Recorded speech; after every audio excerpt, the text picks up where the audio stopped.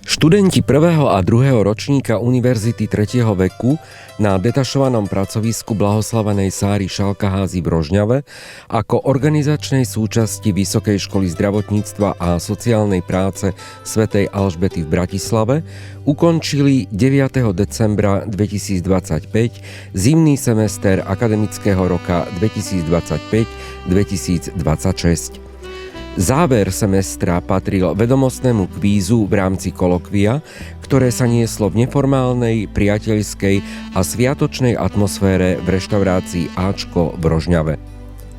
Počas zimného semestra absolvovali študenti Univerzity 3. veku sústredenia zamerané na sociálne, zdravotnícke a humanitné témy, ktoré podporujú aktívne starnutie, duševnú pohodu a radosť zo vzdelávania.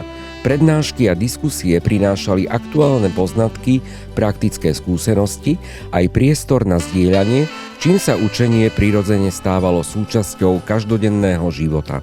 Súčasťou kolokvia bol vedomostný kvíz s 25 otázkami, ktorý preveril poznatky nadobudnuté počas semestra.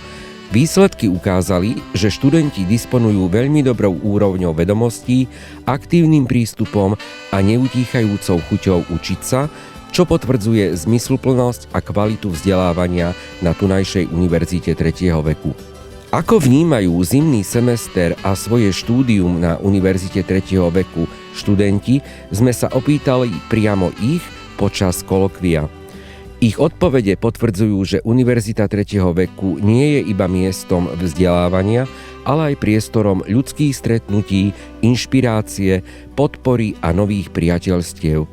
Mne sa páčila najviac téma, že ako povzbudiť takého seniora, ktorý ostane sám, lebo to je aj môj prípad, že ostane sám a teraz potrebuje sa ako znovu naštartovať a začleniť jednoducho do života. Všetky prednášky mali niečo do seba a mne osobne sa najviac páčil tréning pamäte, pretože mám rada také kadejaké hlavolámy a luštenie krížoviek.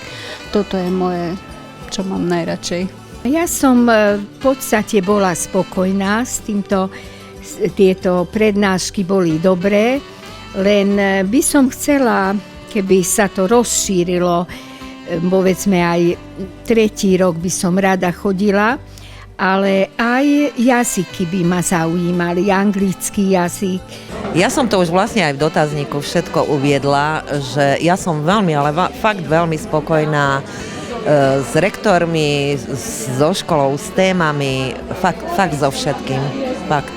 Nemám absolútne žiadnu výhradu, ktorú by som povedala, že sa mi nepáči. Ja sa hlásim tým, ktorí majú záujem o celoživotné vzdelávanie, preto som sa aj rozhodla pre túto univerzitu. Veľmi som spokojná aj s výberom prednášok. Trošku by som si priala do budúcna viac interaktivity, hej. Rada diskutujem na isté témy, nielen počúvať. A veľmi sa mi páčila prednáška pani Zuzky Patinákovej. Dokonca dosiahla to, že som začala chodiť na regionálny úrad a cvičím pravidelne. Vzdelávanie na Univerzite 3. veku zabezpečujú skúsení odborníci z praxe aj akademického prostredia.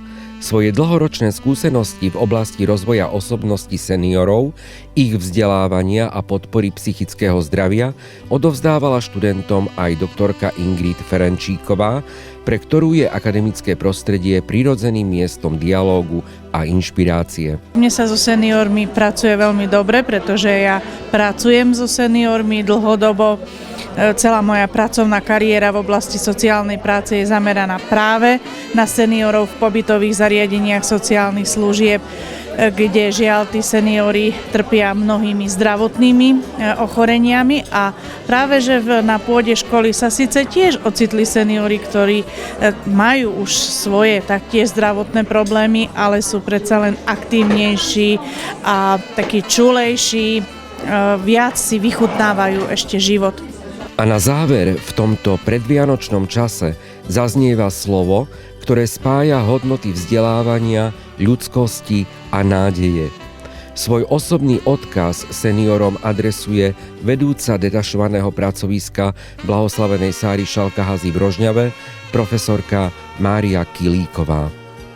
Tak v tomto období najkrajšieho sviatku roka želám našim študentom v prvom rade veľmi veľa pohody, rodinného pokoja a radosti, aby si tie dni adventu, predsviatočné alebo aj samotné sviatky užili v kruhu svojej rodiny šťastní, s otvorenými srdiečkami a s pocitom aj dobre vykonanej práce študenta za uplynulý rok s elánom do nastávajúceho obdobia a nastávajúceho kalendárneho roka. Nech sa im darí, veľmi veľa zdravia, veľmi veľa šťastia a úspešný kalendárny rok 2026.